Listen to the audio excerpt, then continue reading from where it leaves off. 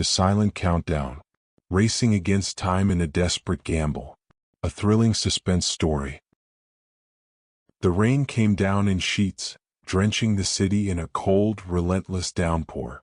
Daniel Ward, a seasoned detective with a sharp mind and a burdened heart, stood under a flickering street lamp, staring at the scene ahead of him. The alley was cordoned off with police tape, and the flashing lights of patrol cars bathed the area in eerie shades of blue and red. A lifeless body lay on the rain-slicked ground, arranged in a grotesque pose, as if placed there with deliberate intent. Daniel crouched beside the body, his eyes locking onto a small, neatly folded note clutched in the dead man's hand. This was no random murder. It was a message. Daniel pulled on latex gloves and carefully retrieved the note. The words, written in bold, precise letters, made his pulse quicken. When the clock strikes 12, the game begins. Solve it before the final chime or another life will end. This was the killer's signature, a serial murderer the media had dubbed Victor Delaney. For weeks, Delaney had been playing a twisted game with the police, leaving behind cryptic notes after each kill. The taunts had only grown more brazen, and Daniel knew they were running out of time. He heard footsteps approaching and glanced up to see his partner, Liam Carter, stepping forward. Liam's face was grim as he took in the scene. "Another one," Liam said, his voice tight. "Same pattern." Daniel nodded, rising to his feet. "It's Delaney. He's playing with us again." Liam looked over at the victim, his jaw clenched. "This guy's getting bolder. What's the message this time?" Daniel handed Liam the note, watching as his partner read it, his eyes narrowing. "He's given us 48 hours. Typical," Daniel muttered. "Enough time to make us sweat, but not enough to figure it out." Liam let out a frustrated breath. "He enjoys this. He's playing a game and we're the pawns." Daniel glanced at the victim's face, a cold determination settling in his chest. "Not for much longer. We'll catch him." As they turned to leave the crime scene, Daniel's phone buzzed. It was Commissioner Alan Brooks, his voice curt and tense. "Ward, I just received another message from Delaney," the commissioner said. "Another countdown. 48 hours and then another body will drop." Daniel tightened his grip on the phone. "We're on it." The call ended, and Daniel felt a sense of urgency gnawing at him. Delaney wasn't just a killer, he was a strategist, someone who delighted in playing with the minds of those chasing him. And this latest message felt more personal than before. The precinct was buzzing with activity when Daniel and Liam arrived. Officers were poring over evidence, tracking leads, and working around the clock to stop Delaney's killing spree. The weight of failure hung in the air, thick and oppressive. At his desk, Daniel reviewed the latest case files, but his mind kept drifting back to the note. It was a puzzle, one that needed solving, and there was only one person who might be able to help. Amelia Reed walked into the room, her presence commanding attention. A cryptographer with an impeccable track record, she had been called in to assist with decoding Delaney's cryptic messages. Amelia was sharp, quick-witted, and had an uncanny ability to see patterns where others saw only chaos. "Detective Ward," she greeted him, setting her bag down on the desk. "I hear we have another one." Daniel handed her the note without a word, watching as she scanned it. Her brow furrowed in concentration, and after a few moments she glanced up at him. "He's getting more sophisticated," she said. "This isn't just a message, it's a challenge." Daniel leaned against the desk, arms crossed. "He's been leaving these messages for weeks. Always cryptic, always taunting. We need to crack this one fast. He's given us 48 hours. Amelia nodded, pulling out her laptop and getting to work. "Delaney enjoys the game. He wants to see how far he can push you." "He's not just pushing us," Liam cut in, his voice tight. "He's killing people and we're running out of time." Amelia glanced at Liam, then turned her attention back to the note. "There's always a pattern. We just need to find it." As Amelia worked, Daniel's phone buzzed again. This time it was his wife, Rachel. He hesitated before answering, knowing she'd been worried about the toll this case was taking on him. "Hey," Rachel said softly. "You doing okay?" Daniel rubbed a hand over his face, exhaustion weighing him down. "Yeah, just working." "You've been at this for weeks," Rachel continued, her concern evident. "You need to rest, Daniel. You can't keep burning yourself out like this." "I know," Daniel replied, though they both knew he wasn't going to stop until Delaney was caught. "I'll be home soon." As he hung up, he turned his attention back to Amelia, who had found something on her screen. "I've got it," Amelia said, her voice calm but determined. "The message contains coordinates." "Where?" Liam asked, moving to her side. Amelia pointed to the map on her laptop. "An old factory on the outskirts of the city. It's been abandoned for years, but the coordinates point directly there." Daniel felt a flicker of hope. It could be his hideout. "If Delaney's there, we need to move fast." Liam nodded, already grabbing his coat. "Let's go." As the team prepared to head to the factory, Daniel couldn't shake the feeling that they were walking straight into Delaney's trap. This killer was too smart, too calculating to be found so easily. But there was no other option. The clock was ticking and they were running out of time. The factory loomed ahead, a decaying relic of a long-forgotten era. Its windows were shattered and rusted metal beams jutted out like the bones of some long-dead beast. The place was eerily quiet, save for the occasional creak of wind-blown debris. Daniel, Liam, and a small team of officers moved cautiously toward the entrance. Their flashlights cut through the darkness, casting long shadows on the crumbling walls. Every step echoed in the silence, amplifying the tension that hung in the air. Daniel's heart pounded, but his focus was razor-sharp. "This place gives me the creeps," Liam muttered, his flashlight sweeping over piles of broken machinery and debris. "You think he's really here?" "I don't know," Daniel replied, eyes scanning every corner. "But the coordinates led us here for a reason. Delaney doesn't make mistakes." As they entered the main factory floor, the team fanned out, searching for any sign of life. The space was vast, filled with rusting equipment and long-forgotten tools, all coated in a thick layer of dust. "Over here," one of the officers called out. Daniel and Liam hurried over to the far side of the room, where the officer had found something unusual. A table had been set up in the center of the space, and on it lay a digital clock, counting down. 48 hours. The numbers ticked down, each second bringing them closer to whatever twisted plan Delaney had set in motion. Beside the clock was another note, this one typed and taped to the table. "The game has begun. Can you stop the countdown before the final hour?" Daniel's stomach tightened as he read the note. "He's playing us. This isn't just a location, it's part of the puzzle." Liam scowled, his frustration mounting. "So what now? We wait for the timer to hit 0 and hope we figure out his next move?" Daniel shook his head. "No. There has to be more. He's leading us somewhere." Amelia's voice crackled over the radio in Daniel's earpiece. "Ward, are you there?" "Yeah, go ahead," Daniel replied. "I've been looking into the factory's history.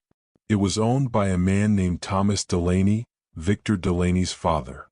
Daniel's pulse quickened. "His father?" "Yeah. He died in a fire here when Victor was a teenager. There was an investigation, but it was ruled an accident. I think this place holds more significance than we realized." Daniel's mind raced as he processed the new information. Delaney's using this place as a symbol. The fire, his father's death, it's all tied to his need for control. "Maybe," Amelia replied, her voice thoughtful. "But I think it's more than that. Delaney doesn't just want revenge. He wants to prove he's smarter than all of us." Daniel glanced back at the countdown clock, the seconds ticking away like a slow march toward doom. They didn't have time to ponder Delaney's motives. They had to act.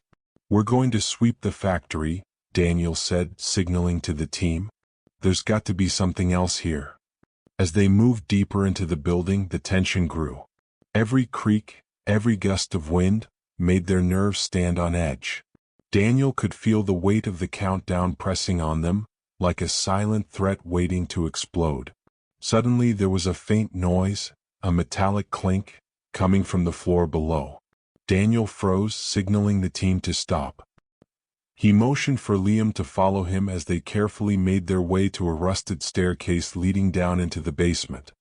The basement was pitch black, the air thick with the scent of mildew and decay. Daniel and Liam descended the stairs slowly, their flashlights cutting through the darkness. The sound they'd heard earlier was gone, replaced by an oppressive silence that made Daniel's skin crawl. "This place is a nightmare," Liam muttered, keeping his gun ready. "What are we even looking for?" "Anything out of place," Daniel whispered back. "Delaney wouldn't leave us here without a reason." As they reached the bottom of the stairs, their lights revealed a narrow hallway lined with old storage rooms. Some of the doors were broken, hanging off their hinges, while others were locked tight. Daniel's flashlight passed over one door that seemed different from the others. It was newer, reinforced with a heavy padlock that looked out of place in the abandoned factory. He nodded to Liam, who stepped forward to inspect it. "This has to be it," Liam said, pulling a set of bolt cutters from his belt. With a grunt, he snapped the padlock off and pushed the door open. Inside was a small, dimly lit room with walls lined with old newspaper clippings and photographs. The images were disturbing, each one depicting one of Delaney's victims, with their date of death scrawled in red ink beneath their faces. In the center of the room was a large corkboard, pinned with strings connecting various points on a map of the city. "Look at this," Daniel said, stepping closer to the board. "He's been planning everything." Liam nodded, his expression grim. "This is his lair." Daniel's eyes moved over the photos and notes. The pattern was clear. Delaney had been meticulously orchestrating each murder, using the police's response as part of his twisted game. But there was one section of the board that caught Daniel's attention. A photo of Rachel, his wife, pinned at the very center. His blood ran cold. "No," Daniel whispered, his hands trembling as he reached for the photo. It was recent, taken from a distance, and underneath it was a message scrawled in bold red letters. "Tick-tock." Liam saw the photo and swore under his breath. "Rachel? He's targeting your wife." Daniel's mind raced, his heart pounding in his chest. Delaney had been watching them the whole time, manipulating every move. This wasn't just about the victims anymore, it was personal. "We need to get back," Daniel said, his voice tight with panic. "Now." As they turned to leave, the room suddenly filled with a loud, high-pitched beeping sound. The countdown clock in the factory above had sped up, the final seconds ticking away faster than before. And then, without warning, the building exploded. The world was a blur of fire, debris, and pain. Daniel's ears rang as he struggled to regain his bearings. He was on the ground, disoriented, with smoke filling his lungs. The factory had been rigged to blow, and the explosion had ripped through the building, sending him and Liam flying. Blinking through the dust, Daniel pushed himself up, his body screaming in protest. His mind raced. Rachel, he had to get to her. He staggered to his feet, scanning the area for Liam. "Liam!" Daniel called out, coughing from the smoke. A groan came from nearby. Daniel found Liam pinned beneath a fallen beam, blood trickling down his forehead. His partner was conscious but dazed. "Hold on," Daniel said, rushing over to help him. With a grunt, he lifted the beam off Liam's legs and pulled him free. Liam winced as he sat up, holding his side. "You okay?" "Yeah," Daniel replied, though his body felt like it had been hit by a truck. "We need to get out of here." Together, they stumbled toward the exit, moving as fast as their battered bodies would allow. Outside, the police had already arrived, along with paramedics and firefighters who were trying to contain the blaze. Daniel barely noticed them. His mind was consumed with one thought: Rachel. He reached for his phone, his fingers shaking as he dialed her number. It rang once, twice, then went to voicemail. Panic seized his chest and he tried again, his breath coming in short gasps. "Come on, Rachel, pick up," he muttered under his breath. Again no answer. "She's fine," Liam said, trying to reassure him. Delaney's just playing with you. We'll find her. But Daniel wasn't listening. He couldn't shake the image of her photo pinned to Delaney's board, with that ominous message beneath it, tick-tock. Delaney had been watching them, waiting for the perfect moment to strike. Daniel's thoughts spiraled, imagining the worst, until Liam grabbed his arm, forcing him to focus. "Daniel, we need to regroup," Liam said firmly. "We can't let him control us with fear." Daniel nodded, though the fear still gnawed at him. "You're right. But we're running out of time." Back at the precinct, the team worked furiously to track down Delaney. They knew the clock was ticking, literally. The explosion at the factory had been the killer's way of accelerating his endgame. And now Daniel's personal life was on the line.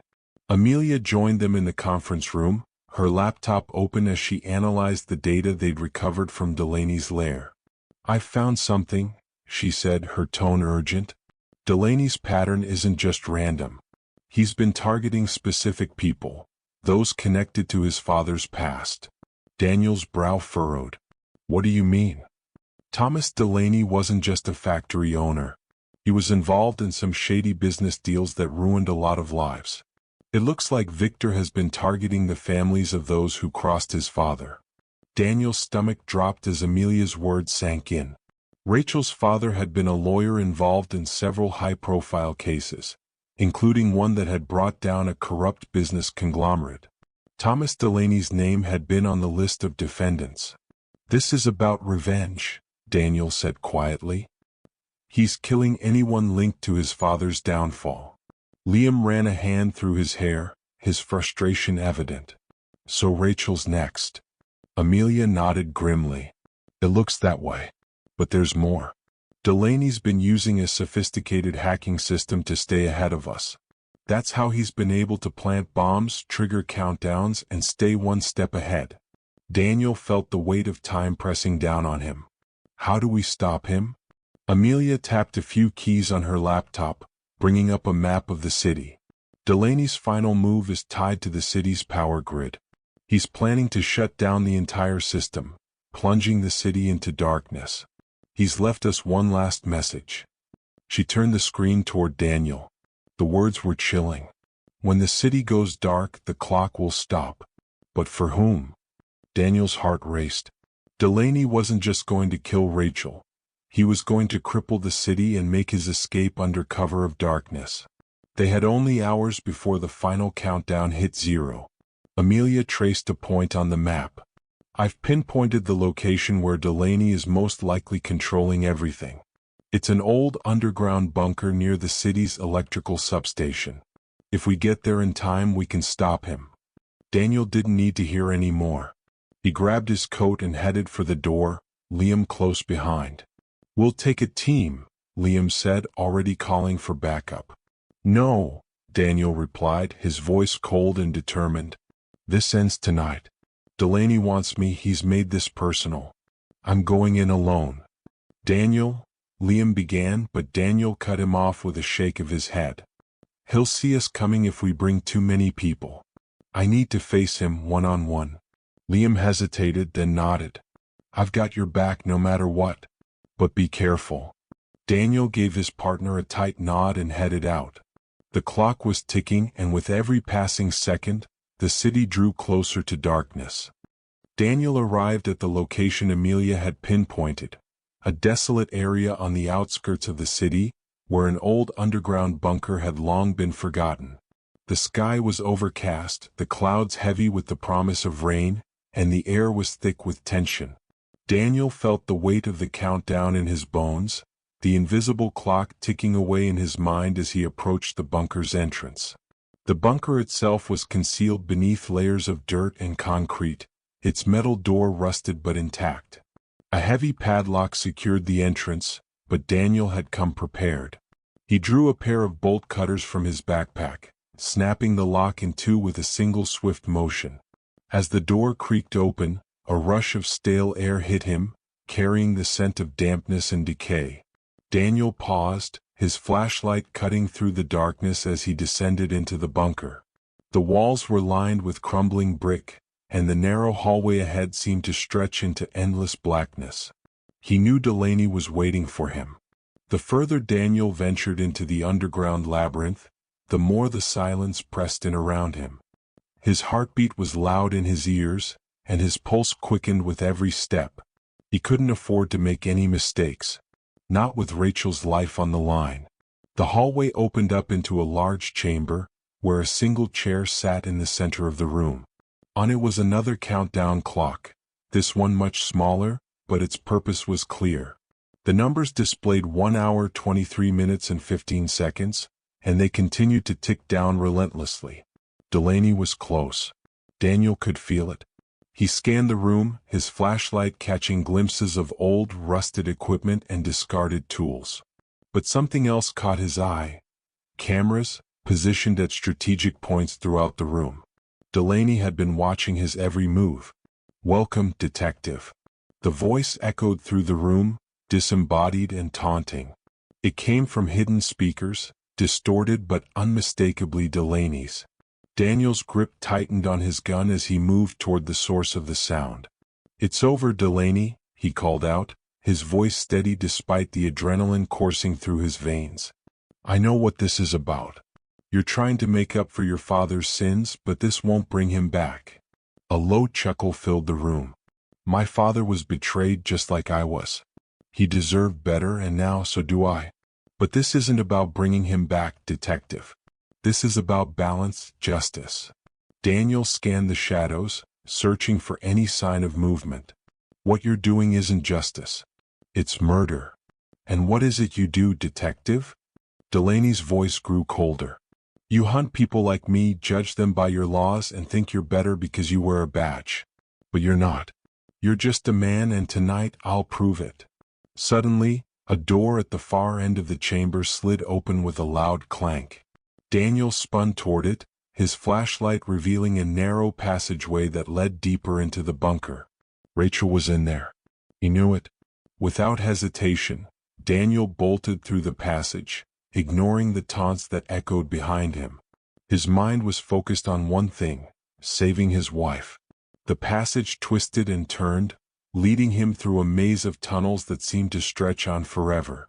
Then just ahead he saw it, a small room at the end of the corridor. The door was slightly ajar, light spilling out into the hallway.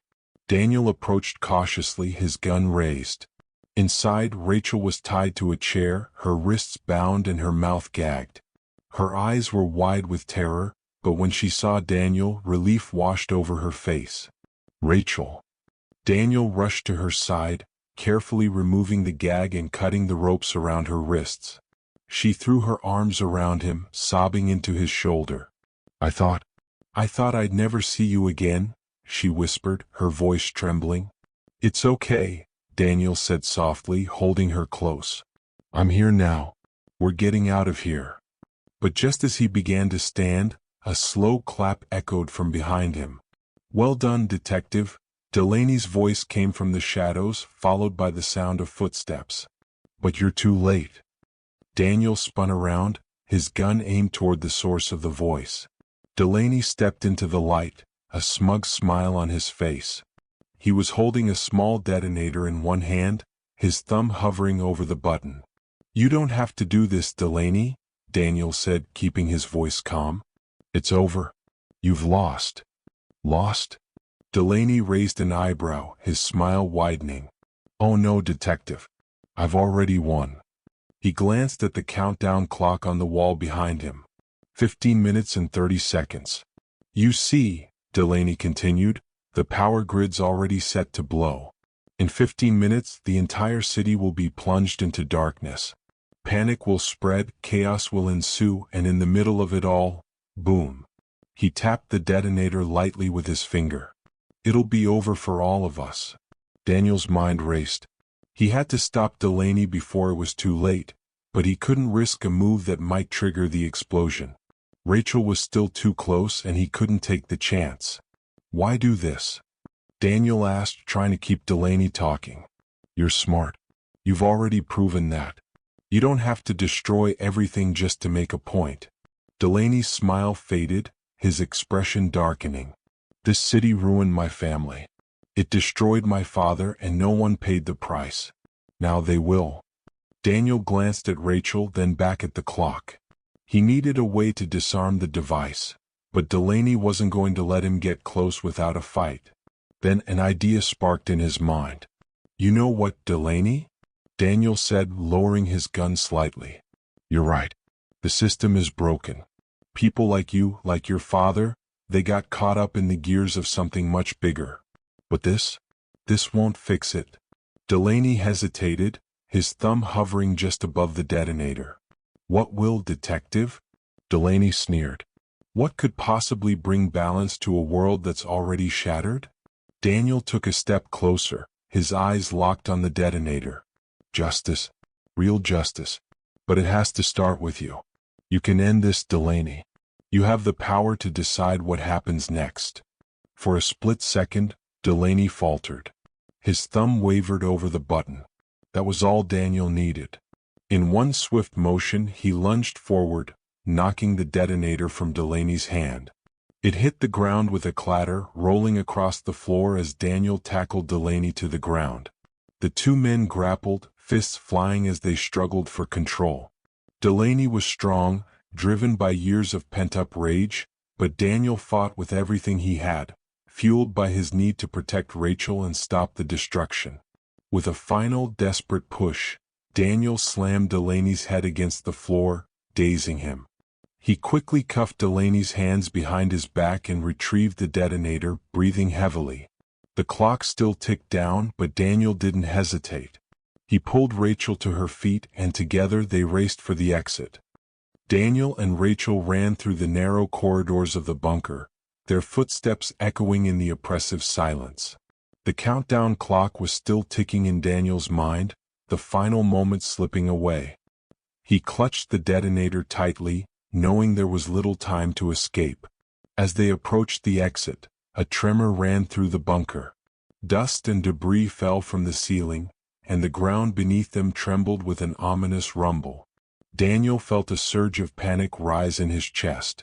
Delaney's sabotage was already in motion. The underground tunnels wouldn't last long. Go! Daniel shouted to Rachel as they neared the rusted metal door that led back to the surface. He threw it open and Rachel didn't hesitate, sprinting up the steps toward freedom. But Daniel paused, glancing back down the darkened corridor where Delaney lay restrained. For a brief moment, he wrestled with his conscience. He could leave Delaney to face the consequences of his own actions, to be consumed by the destruction he had set in motion. But Daniel wasn't that kind of man. He couldn't just abandon someone no matter how twisted they were. With a frustrated growl, Daniel sprinted back down the corridor. He found Delaney still slumped against the wall, barely conscious. Grabbing him by the arm, Daniel hauled him to his feet. "You're coming with me," Daniel grunted, dragging Delaney toward the exit. Delaney groaned, but he didn't resist. As they reached the exit, Daniel could hear the distant roar of the power grid beginning to fail. The entire city was moments away from descending into darkness. They burst out into the open air just as the first shockwave hit. The ground beneath them shuddered violently, and Daniel could see the city skyline flickering in the distance. Streetlights blinked out one by one, and the once vibrant city was plunged into eerie darkness. Rachel was already waiting for them by the car, her face pale but determined. "Let's go," she shouted. Daniel tossed Delaney into the back seat, then slid into the driver's seat and floored the gas pedal. The car sped away from the bunker, tires screeching on the gravel road. As they raced through the empty streets, Daniel could see the chaos unfolding around them. Traffic lights were out and cars were swerving erratically to avoid collisions. People were pouring out of buildings, confused and panicked as the blackout spread. Daniel's heart pounded in his chest. They had made it out, but the city was still on the brink of disaster. "You saved him," Rachel said softly from the passenger seat, her eyes lingering on Delaney in the back. Daniel didn't respond immediately. His grip on the steering wheel tightened as he watched the road ahead. "I couldn't leave him behind," he finally said, his voice quiet. "Even after everything." Rachel reached out and placed a hand on his arm. "You did the right thing, Daniel." As they drove further from the epicenter of the blackout, the car's radio crackled to life, broadcasting emergency alerts. The city's power grid had been compromised, but thanks to quick action from emergency crews, the worst had been averted. There was no widespread explosion, only localized damage. Daniel let out a breath he hadn't realized he was holding. It was over.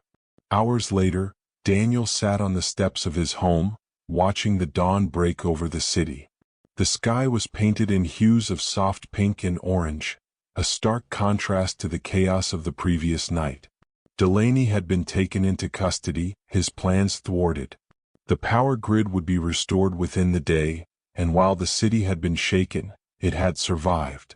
Life would go on. Rachel joined him on the steps, a blanket wrapped around her shoulders. She leaned against him, and for a moment, neither of them spoke. The weight of everything that had happened hung in the air between them. "You did it," Rachel finally said, her voice soft. Daniel shook his head slightly. "We did it."